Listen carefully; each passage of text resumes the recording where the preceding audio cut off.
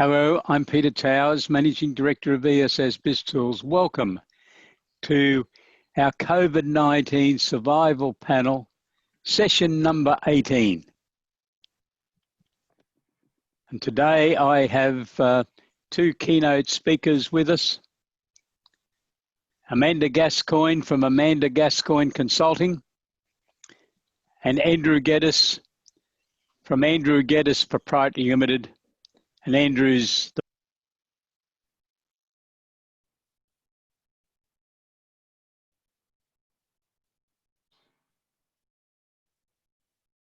the former chairman of Green Cross Limited and one of the co-founders of the Financial Management Research Centre.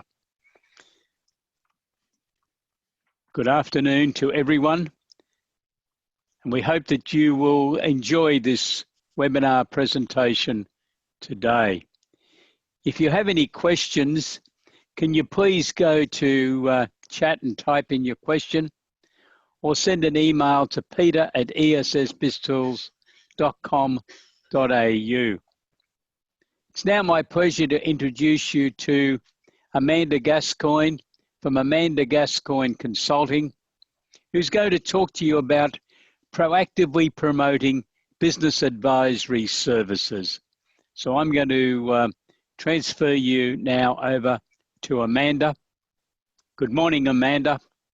Hi, Peter. How are you going?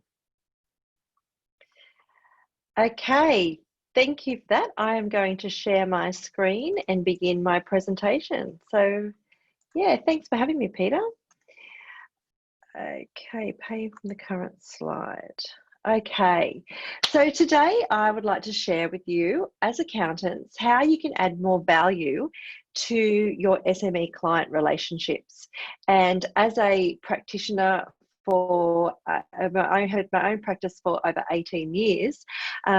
These are some of the things I'm going to share with you today, some of the things that I did in my practice that actually really helped me cement my relationship with my SME clients. And it's the things that I encourage now as I work with accountants all over Australia and New Zealand, helping them with their practice management. So the things that I've actually observed when, talking to accountants are just things that I've seen whilst I was in practice for those 18 years. But, accountants are so underutilised by their clients. And I often find that one of the reasons is because accountants aren't that forthcoming in promoting and selling their services. But what happens, our SME clients become frustrated that they're not receiving any proactive advice. But sometimes the reason for that is because they've often sent a message to you that they're reluctant to pay for things. But my advice to you is just keep chipping away and offering your services. At least if you've offered them and they've declined them, you know that you've actually tried to do your very best in helping them succeed in business and actually helping you share more of the things that you can actually do. So as a result of a lot of these things, there's just a huge gap in how accountants and their SME clients interact with each other. And I believe there's a huge opportunity for you, and especially the things that have been coming out of COVID. So let's explore some of these areas. So the 6 things that I'd like to cover today are some of the ways that you can help your SME clients more. So help them understand their numbers, help them articulate and share their goals with you, help them plan, help them save tax and protect their assets, help them optimize their business processes and be their sounding board and give them peace of mind. So I thought I'd put it on airplane mode. I haven't, it's still actually beeping.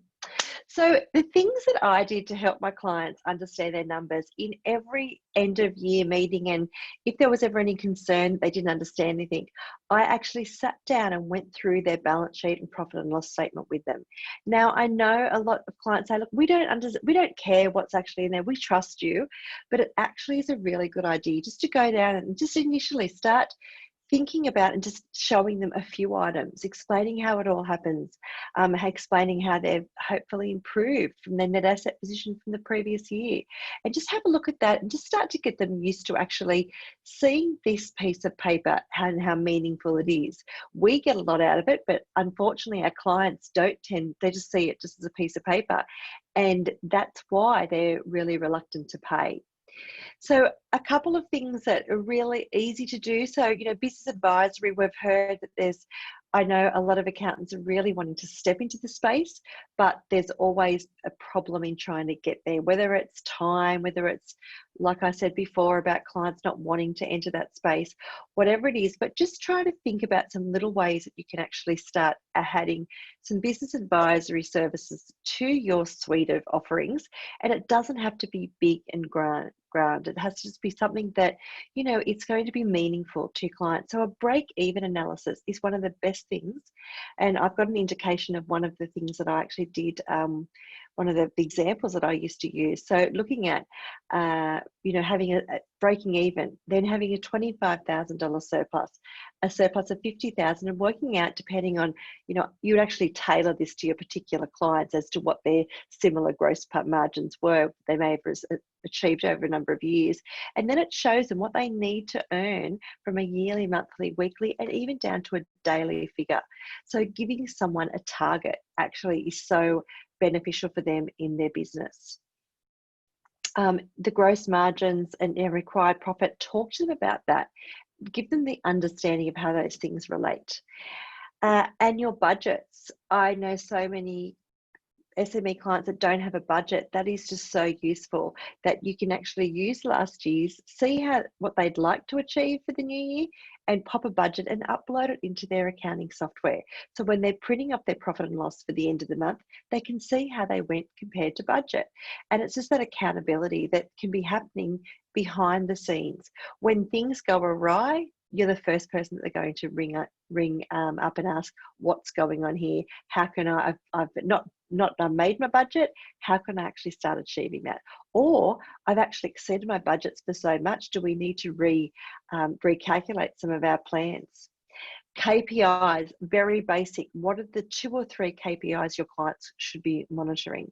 And, you can refer to something very simplistic like the ATO benchmark, or have a look at some of the more extensive industry benchmarks that are available on the market, and just give them a few reports they can run off, whether it's a payroll report, whether it's even a GST report, just to see that they need to have that money put away, something that's going to be meaningful for them, and also it's going to help empower them looking at their numbers and starting to realize the relevance of them. Helping them articulate and share their goals with you is so important. I believe as accountants and as trusted advisors, we are there it's a relationship. Okay, so really finding out and spending the time in a meeting to work out what is important to your clients. What are their short and long-term goals? I think it's not our job to actually think that we actually think what their goals might be. We might think that they're similar, they've got a similar business to someone else. Oh, we just naturally assume that the goals might be the same, but really about every business is different, every individual is different, and really trying to hone in to see what is important to that client and how you can help them achieve that. So to be on the same page and perhaps set some of these goals together. Maybe it's a 90-day action plan or a 12-month plan, whatever it is. Why don't you start getting involved? Clients will actually start seeing how much value you can bring to the table. And in addition to that, they'll actually be prepared to pay you for some of that work. So also the importance, I believe, of being sale ready at any time. And that's the premise of ensuring that your SME clients are operating as productively and as profitably as they can. So in the event that they just decide they wake up one morning and don't want to do this anymore, their business is actually, they're going to get remunerated for all those hard years of work they've done previously. There also may be a health crisis that just suddenly comes up and they are required to actually sell their business straight away. So ensuring that we can help optimize that sale price if in that unfortunate event occurs. And thinking about succession planning, how can you help them with that succession planning? If they say they only want to be in business for another 5 years, how can you help them achieve what they want and maximize their sale price and have it in the most tax effective way? So this is the sort of discussions you can start talking to them about, even if it feels like it's years and years off the horizon. So as far as helping them with plans, I also think helping them plan. So cash flow budgeting is very important. Having buffers, and we've seen that with COVID. Unfortunately, some businesses were really skating on thin ice, and they didn't have any buffers. So ensuring they've got some cash in the bank, maybe some stock reserves and some capacity is really important. And you can talk to them about that and build up to that for them. Keeping up to date with the ATO, I think that's one of the things that causes SMEs so much stress, and we can help them alleviate that stress by helping them stay up to date. So thinking about if you have a client with some tardy practices, actually talking to them about it and how that you can help them, whether it's getting a payment arrangement for some existing debt and then keeping them on track in a way they can actually starting to pay for the debt when it becomes due for subsequent BASs and tax liabilities. And then just talking to them about just general business planning and planning for contingencies, planning as a survival mechanism, planning for maybe some continuity, which is going to be so important to businesses post JobKeeper. So starting to have that conversation, which could actually start taking place in around when you're doing your September BAS. And also there's so many business grants available, and it's surprising how many clients actually, how many SME clients, or not mine, but SME businesses that I talk to, that when I say, oh, have you been able to access a particular state grant or a particular local government grant, they didn't know anything about it. This is an opportunity where, if you're applying it, helping one client apply for it, or you know about it, why not just do a bit of a marketing campaign, just letting all of your clients know about these particular grants. Potentially there's some work in it for you as well. So talking to them and just sharing that information. You don't necessarily need to do anything, but actually sharing that with them is really, really valuable. And then that's starting to set the scene for them to be wanting to contact you if anything does arise. So helping them save time and protect their assets. So again, this is all about being proactive and stepping into the space as a valued and trusted advisor and a leader. So tax planning reviews. This is one of the things I love, tax planning time, the time of the year. I really thought it was one of the best times, and so did my clients. And this year I actually ran a tax planning, how to offer profitable and efficient tax planning services to SME clients for accountants in my group, the Balance Firm. And they were really surprised by the outcomes of that, because many of them had actually been doing tax planning, but been doing like a quick tax plan and then potentially not charging for it because it was done at the end of maybe doing their 2019 figures, for instance. So I showed them a way of how they can actually start showing the value of tax planning. And we actually had it all priced. And one particular participant of that course said one of her clients was really, cross about paying $500 for their compliance work. Yet when she actually offered some tax planning for $1,100, they were one of the first people to ring and say, yes, we want you to do this. And that's the remarkable thing, that we sometimes prejudge that clients won't want some of these services, and as a result we don't actually offer it to them. So this year in 2021, with a lot of businesses receiving JobKeeper, potentially with their pools of assets reduced because they've used them all in the 2020 year, tax planning is going to be more important than ever. So this is your opportunity to start offering that, maybe in February, March next year. Looking at structures, one of the things that came out of JobKeeper was maybe some of the sole traders that wish they would have been in a different structure. Maybe having some structure reviews in the new, maybe post January, when we know what's happening with JobKeeper and a lot more of your clients are on their feet, hopefully. And then the protection of assets, business, from a business and a personal perspective, we have so many mixed marriages these days with stepchildren, etc. This is an opportunity to talk about with your clients, what are their wishes, what assets do they want to protect, what do they want to divvy up, and then you can help them facilitate that with the appropriate professionals. And then we want to help them optimize their business processes. So, auditing of their bookkeeping, accounting, and payroll functions, you can actually have a chat to them about that. Looking at, with in relation to payroll, are they paying the right awards? Some HR issues, single touch payroll if they're not reporting still, and then super. Now, I know a lot of accountants may not want to do this work, and that's totally fine. I actually didn't get involved in a lot of this myself, but knowing who to refer your clients to is really important. So whether that's a bookkeeper specializing in the payroll functionality, whether it's another external firm, having the discussions and letting them know that you can actually, again, facilitate that. Bookkeeping, moving with the times. So many SMEs are just so attached to their Excel spreadsheets and their shoeboxes, and we really are doing them a disservice letting them continue operate that way, when we know that if they were to get accounting software, to be utilizing the bank feeds for them to have real-time data for you to be able to advise is really actually more important. So having that conversation and helping them optimize that part of their business. And of course, we've got software advisory and add-on advisory. So a lot of tradies, there's so many add-ons that you could potentially be talking to your tradie clients about, and all clients, depending on what industry. If you've got a lot of clients in a particular industry, there is more than likely some really great add-ons that you could be recommending. And again, looking really, really, really well in the client's eyes. And finally, just to be their sounding board and to give them the peace of mind that they actually need. So thinking about having quarterly and half-yearly meetings to monitor the goals that you've actually set when you've had that chat with them and talked about what their vision is for their business and their life.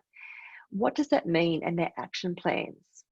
And you are all great strategic thinkers. Start sharing some of that strategic thinking with your clients and helping them to perhaps, you obviously can see different perspectives because you have the benefit of having other clients in their industry and things like that, and maybe be the voice of reason when they're maybe struggling. So, you have so much experience to offer, and I really think that because it comes so naturally to us as accountants, we forget to share all that knowledge with our clients. And, in this advisory space, I think we don't need to have big advisory offerings to our clients. So obviously we can, but maybe start small. And what sort of things can you be doing with that September BATS? What sort of things can you be doing with JobKeeper to really start cementing about some of the new things that you could start offering them as part of their suite, or part of your suite of services? You've also got a huge knowledge network of people that you can actually introduce to your clients, so you can help build like an advisory team. So having, really strong links with financial planners, legal practitioners, bankers, that you can actually help and surround your clients with the best of the best, and people that that you get along well with, you work well with, and the clients will actually really appreciate. So ideally, we want you to be the first port of call when your client has an issue. So, it may not be that you want them to ring you every single day. So you obviously have to set some rules and boundaries, but any of these things, think about some of the issues that you've had with clients when they've done something and you said, oh, if only you would have phoned me, we could have done this a much more tax effective way or a better way. Think about some of those and how you could perhaps circumvent them in the future by letting your clients know when to contact you, the types of things that you can actually help them with. And, I think using COVID-19 as a real opportunity to reset your relationships with your clients. Have a look at the desired inclusions. What do they want you to look after? Do they want quarterly meetings? Do they want that break even and that budget every year? What does that look like? and what does your clients really want, and then you come up with a mutually agreeable fee. So if they want all of these inclusions but don't want to pay, maybe you can say, well, how about for that price point we can offer this, this and this, and then also payment terms, and we can see the more popularity of monthly payment plans, which has been really helpful. And I think if you think about offering more services to your existing clients and increasing the fees as opposed to trying to look for new clients, you actually don't need as many clients. So that's one of the things that I share quite regularly, and we do the numbers to actually prove that. So look, that's the end of my presentation. Let's keep in touch. If you're an accounting practice owner, I have a private Facebook group called The Balance Firm that you're very welcome to come and join. I also do a weekly newsletter on Friday called Five on the Fly Friday. And if you'd like to send me an email, I can pop you on that list or send an email to Peter, and I can get you on the list and all the other social media channels. So best of luck, and I hope this has given you a lot more insight as to some of the advisory services. Start small and build your way up, and your clients will be with you for a very, very long time. Thank you, and thanks for watching today. I will stop sharing my screen, and I'll hand back over to you, Peter.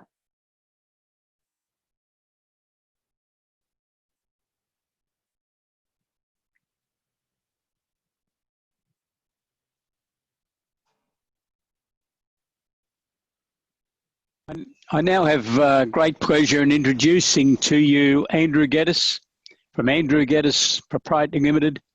Andrew is the former chair of Green Cross Limited, a company that he assisted as a mentor from its very beginning as one veterinary surgery in Townsville to grow into an Australian-wide organisation and be ranked in the ASX top 200.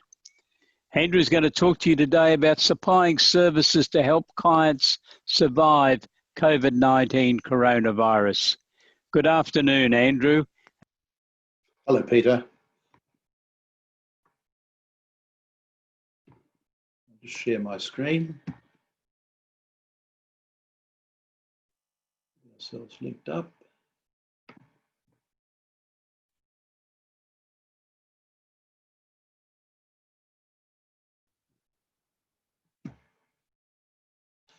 Okay, hello everyone. My screen is shared. I'm sure they'll let me know if the technology hasn't worked, so we'll just move straight into it. I'm looking at resetting strategy in a time of consumer change today. This is designed to build on from the presentation I gave on June 12 for accountants. Just looking at what firms were doing in terms of their business improvement services. We went through some detail on various cash flow planning tools being used, the B-STAR methodologies looking at risk diagnosis online and business valuation, and some of the scaling up methodologies that we've been utilising with our clients, looking at what was in ESS BIZTOOLS. So I'd like to just build on that today. In talking with you about scaling up, we went through what we do with our SME clients, defining development direction, making sure we've documented purpose and focus, our core values, and then strategic initiatives. What are the 3 key things we've got to nail in the next quarter? That's what I'd like to really concentrate on today, because consumer attitudes have changed dramatically. So I see this as something you should be doing with your small business clients, particularly your AB clients, having these conversations with them. Encourage them to set up a senior management team, so it's you, your client, and maybe some of the people who work with them. It's much easier if you don't try and do it alone. So this material comes from the Australian Institute of Company Directors, who've sourced research from various consumer research organisations looking at how are customers feeling and thinking in Australia at the moment. And their first point is that the way people feel is changing dramatically because of the lockdown, because of the bushfires, because of all of the uncertainty that's around us. And we really need to be better at linking into how our customers feel and making changes as quickly as we can. Small business needs to be nimble. So the importance of you speaking with your SME leaders, saying, why don't you have a 5-minute daily stand-up with your customer-facing team members and ask them, who have you been interacting with? What are our customers saying? For example, I recently had a total hip replacement operation. When I went to pay the bill, it was a really difficult bureaucratic procedure. Yet my anaesthetist sent me an email saying, we've collected money from Medicare, we've collected money from Bupa, here's the balance you owe, ring us up and use your credit card. So I said to my surgeon, why don't you do this? Well, they're now doing it. They've putting in high caps and they listened, which was fantastic. In our surveying business, we rang all our top clients and said, what's happening? What's in terms of your developments and your need of support from us? And they said, look, we've still got projects we're going to develop. They won't be as big as they were. We're going to do the smaller ones that require less time, less capital. And we know you're expensive, but you're on time, on budget, and your quality is superb.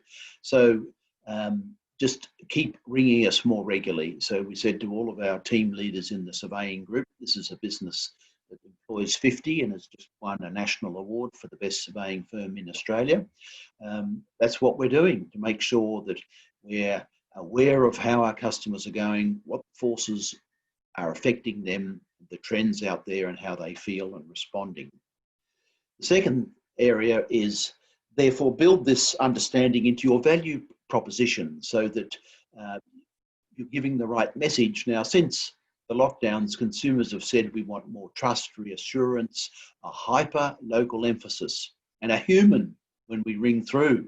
We want you to be seen as ethical and having a meaningful purpose beyond profit, a social conscience, looking after the local area. So I've got a manufacturing environmental engineering group in Newcastle. We build various equipment to help with wash bays for industrial usages, breathing and clear air, providing bits and pieces. We employ, 60 odd people locally. So in our messaging, we've been saying, well, we're going to help you keep Australia clean. We employ local and we build locally. We make our cleaning solutions here in the city. So we're giving a strong message that we're focused on the local area and the local community, both from an employer perspective and from the fact that we build it locally and have solutions for you here. The researchers are then saying, don't stop spending on marketing. Others will. So if you can keep going, that's a really good thing to do. And make sure your message demonstrates that you're aligned with how your customers are thinking. So another case example here is www.etivitynews.com.au. This is a company my daughter has just created. It's a media company and it's a digital news source. So we have on this website examples of Australian food producers and what they're doing, and the people who subscribe to the news service are looking for information that their consumers, they're people who cook and eat food, and they're looking for what's available online, what recipes, who are the producers who are doing the right thing, who are producing clean, safe food. And so we've launched in a recession, we've spent more money than our competitors, and our numbers are building very nicely, and our journalists are ringing our subscribers saying, is it what we're doing useful? And through that feedback, we're fine tuning our message. So there's an example of a company responding to that. Next, what's going to be the new normal? Think about residential real estate. What's happened to it in the COVID knockdown? What trends are occurring? It's very difficult to see properties, so we need to scan and have virtual tours. It's as if you're flying into the building and looking at everything, because we've been able to put that together and make it available. The use of buying advocates. The whole residential real estate industry has changed dramatically, and it's really important that we change our abilities in terms of how we provide information for our clients. The next one is if you panic and discount, you'll find it very difficult to bring your prices back up. You need to try and differentiate in different ways. 4 for the price of 3. Or hold the line, as we did with our SDG land development solution surveyors, because our customers said, we know you're more expensive, but you give us guaranteed results and your quality is higher and your service is better. So we've just stuck to our guns and not reduced our prices. Whereas around us, our competitors are offering 30% discounts and other offerings. They're tending to get the developers who are desperate and cash flow squeezed. So in reducing their prices, they're keeping their demand up, but they're getting difficult customers who've got payment challenges. And as such, they're positioning themselves for a tough run. And finally, the market researchers are saying, replace physical touch points with digital ones wherever possible. You know, virtual demonstrations. I had a tooth suddenly start aching and rang up to see if I could get in to see my dentist, and they were shut. So I rang another one locally who said, yes, we have an emergency service, be there in 30 minutes.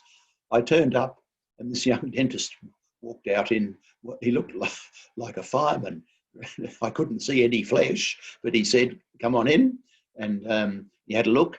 He then showed me a film that said, you've got a deep root infection and it really needs a specialist. Here's what they do, and I'll book you in. They can't do it for 2 days, so we'll give you these painkillers and these antibiotics. But it was all done through virtual demos. It was safe. Within 2 days, it was dealt with and it was fixed, and it was just fantastic. So guess where I'm now going to go for my dental needs. Now, given these changes, looking at the scaling up process, we're suggesting accountants be involved with their clients, looking at helping them document where they're headed in the next 1, 3, 5 years. Well, I think the emphasis now has changed to the next 3 to 6 months. It's a bit what Amanda was talking about. What's going to happen with JobKeeper ending? Are we going to survive? Have the attitudes of our customers changed? What do we need to do? Let's get a vision documented for the next 3 to 6 months with our better clients. Then our business why. As I suggested to you, this needs to be reviewed and new material put into your website and into your marketing proposals, tender documents, or your advertisements, or your social media. I use the example of Bullbeck in Newcastle saying, we're local, we build local, we hire local, and we're here to assist you deal with your environmental engineering challenges. Call us. We have people manning the phones, so we're available if someone on the end of the line. Built into our new statement of focus and purpose. Then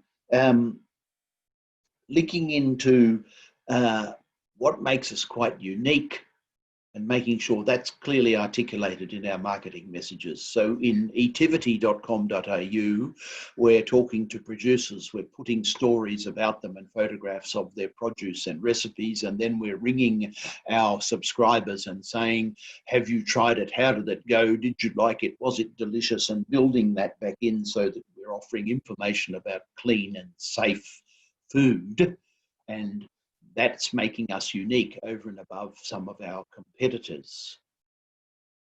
Then, in looking at your core values, in a time of great community stress, as we have at the moment, you must walk the talk.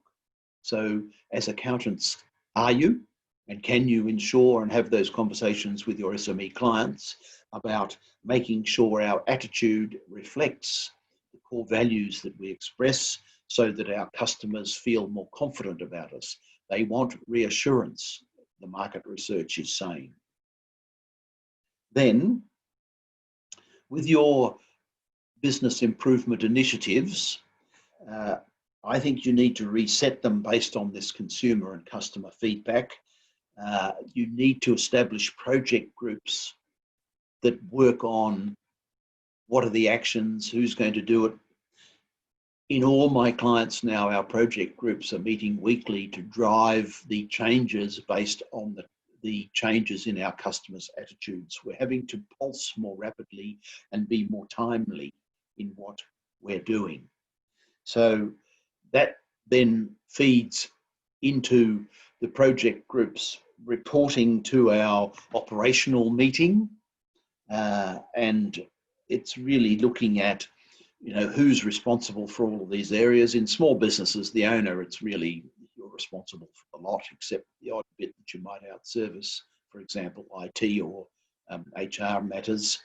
In larger small businesses, various people look after different bits. Make sure your project groups know who to go to for help and who to seek decisions and support from, and then drive that into a revised pattern of meetings.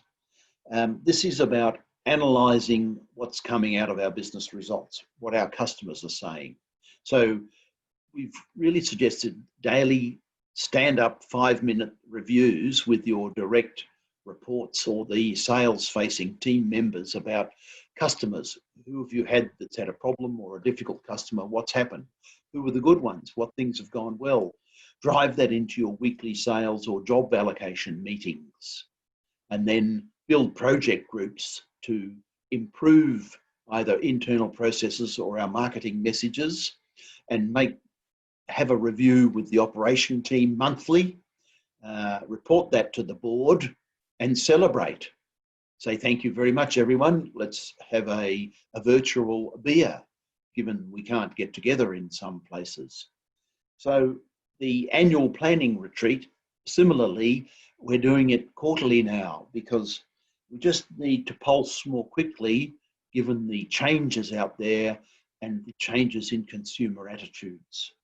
So we then drive that into the meetings allocated from daily to weekly to monthly to quarterly, so that we're really pulsing at a higher rate, analysing, thinking, communicating, deciding, engaging our team more often, so that we can make sure we're changing and flowing with the I guess, the pressure that's in the market.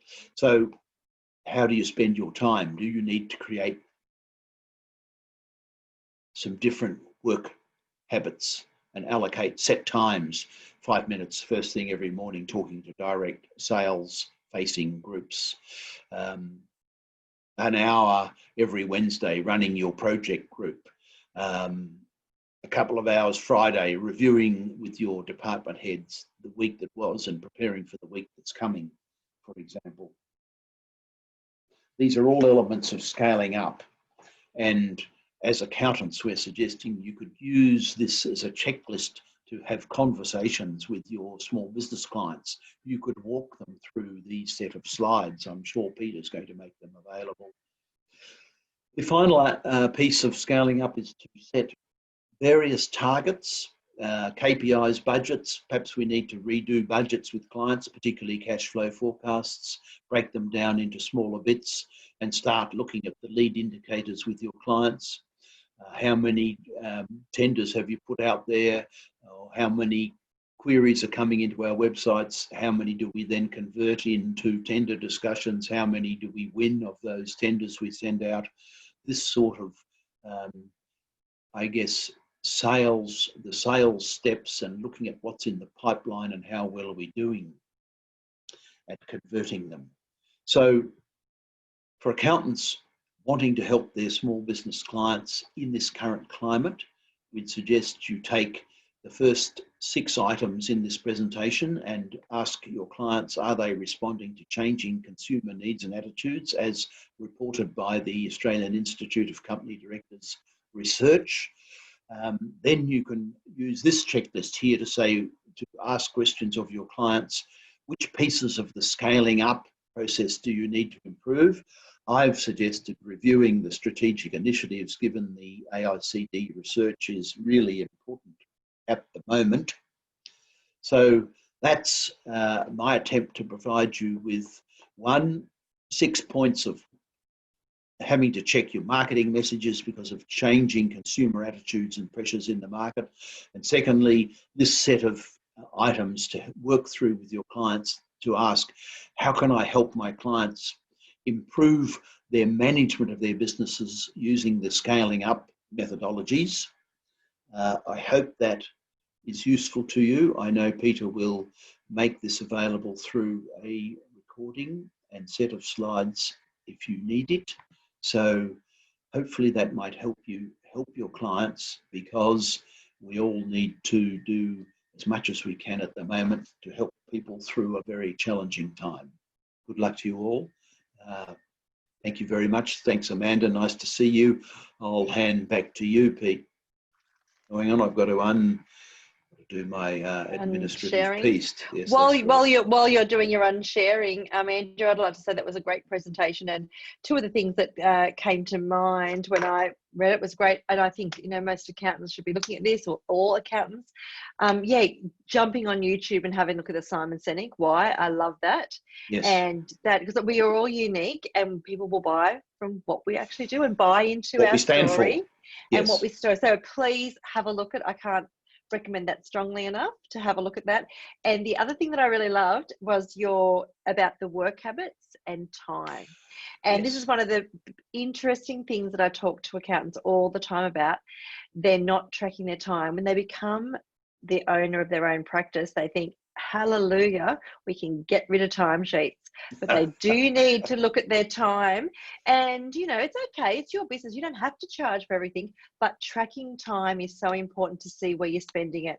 And sometimes we can actually see that we are wasting time, or we're spending time on activities we should be either delegating out or something like that. So I strongly suggest, and I have a fantastic little one-page timesheet that I get all of my coaching clients to fill in, just so we can actually have a look to see where they could be, improving the time they're spending. So time tracking, even though everyone hates it, it's actually, and it'll help you work out whether you are actually profitable on particular jobs, because we think we're doing a 5-minute phone call, and actually by the time we get off, it could be 25. Yes. And all of those keep adding up. It's better work habits. If you want to do, if you want to have those conversations with clients, you've got to go, there's a clunk of time in my diary. And make sure you do it. So I chunk mine out like that, and I have a week A and a week B. So I change my week. So week A, I do certain tasks, and week B is a different sort of set of tasks. That works quite well. So great presentation, Andrew. It's visual, Amanda, because if you put the 5 days up and you put clunks of time into it, visually you can go, okay, get your phone to go ding and remind you to go and do it. Thank you for your comments. It's great to have your input. Now we'll flip over to Big Pete. Yeah. Thanks, Hopefully, Pete. Fingers crossed. Where is he? Here he is. Excellent. I now want to talk to you about the COVID-19 Survival Panel Update, which we present in each of these COVID-19 webinars. Employee eligibility for JobKeeper is now calculated as at the 1st of July 2020, whereas originally, as you know, it was the 1st of March. So you need to be thinking about that relative to your clients. The eligibility for JobKeeper payments, I'm sure you know about this, but from 1 October onwards, the eligibility to continue at the reduced rates is based on a 30% reduction in turnover during the September quarter. Previously, it was also to include the June quarter. And the eligibility for JobKeeper going forward from the 3rd of January next year is a 30% reduction in the December only quarter, whereas previously it was going to include the September and June quarters. So that's easing up the eligibility requirements for JobKeeper a little bit. A reminder that the apprenticeship subsidy scheme has been extended until 31 March 2021. If you've got any clients who are employing apprentices that would like to access that particular grant. The Prime Minister has announced that there will be a new coronavirus SME guarantee loan, 50% guaranteed by the Australian government, with no security having to be offered by the borrower, available from 1 October 2020. This will be for an upper limit of $1 million. The loan funds may be sought for any business purposes, not just working capital purpose, which was the requirement in the $250,000 coronavirus SME guarantee loan, which finishes at the end of September. The loan can be applied for at any time up to 30th of June 2020 through banks and financial services organisations. So that's the update on that new loan. But bear in mind that your clients are going to need business plans, budgets, cash flow forecasts, financial accounts, 30 June 2020, I suspect, and some other information that I'm sure the banks will be looking for answers on. But it's a low interest loan, no security, partly guaranteed by the Australian government. So what are you going to do about your action plan in your firm? You've heard two great speakers today in Amanda Gascoigne and Andrew Geddes talking about issues confronting accountants in assisting your clients to navigate their way through this COVID-19 coronavirus problem area. Business Advisory Services has been identified by the Commonwealth Bank's Market Pulse report, and I hope you've read it. If not, I'd suggest you go to the internet and log on to it. But it's expected to be that business advisory services will be the practice area expected to be most in demand in the next 6 to 12 months. Is your accountancy firm going to be geared up to be supplying business advisory services in the next 6 to 12 months? We're in that time frame now. If you need assistance, please contact us. So some of the key business advisory services products that ESS BIZTOOLS have produced for our subscribers to utilise in 2021 include Survival in Difficult Times. This is 42 questionnaires looking at all aspects of the business, from customers, suppliers, team, leadership, corporate governance, board of directors, facilities, debtors, debtors days outstanding, cash flow position, etc. And out of all that, there is a facilitation to assist in drafting strategies for the business.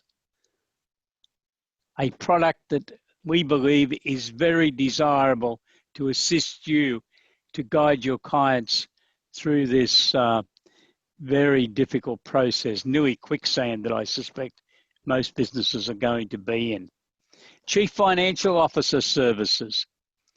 I think it's important that you can offer a virtual CFO service so that you can answer the what if questions.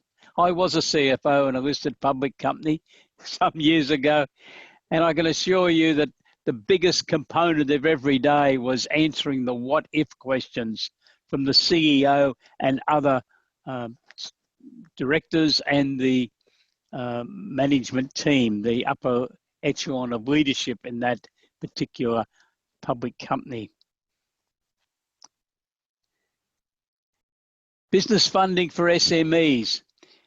Most of the financial writers in the Financial Review and the Australian and other media around Australia have been forecasting for some time that it's going to be very difficult to borrow money from banks, possibly other than the coronavirus SME guarantee loan, after the end of September. That's because banks have already made a significant contribution to the support of businesses, and they probably feel that they're got a very heavy weighting now in the SME community. So they're probably going to be reluctant to be looking anywhere else. If you've got a client that's wanting to expand, wanting to develop new strategies, I think you should be looking very closely with them at the opportunity for them to raise capital. We've had a number of people from the crowdsource funding intermediary businesses speaking in these webinar presentations over the last few weeks. You can go onto our website and access some very interesting presentations that have been made. And you will find that there's a common denominator running across each of those presentations by the crowdsource funding intermediaries. They believe that they are going to be fairly busy from now on assisting businesses to raise capital. So to help your clients, they're going to need business plans, budgets, cash flow forecasts, and an understanding of what the process is all about and what the role of the intermediary is. But don't forget early stage innovation companies, capital raising. If you have someone that's got a young company that meets the income and expenditure criteria, that has developed a new product, process, or service, they could potentially fill the criteria for early stage innovation company classification, and in so doing, convey to their investors some taxation benefits and elimination of any capital gains tax problems if they've owned the shares for longer than 12 months. The next product package which we're promoting and suggesting people should look at is a review of the charge out rates for tradies and manufacturing type businesses to make sure that the charge out rates that are in place are lining up with the productivity that's been achieved, the markup on material purchases, so that you can make sure that the profit that's been included in the budgets will be achieved. And along similar lines for retail businesses, a review to ensure that the selling prices over the various product ranges within a retail store, many of which have different markups, the product mix is going to be sufficient when taking into account with the overhead expenses to achieve the profit target that the business has set for itself. So there's some idea of the product packages that we believe will be in strong demand this year.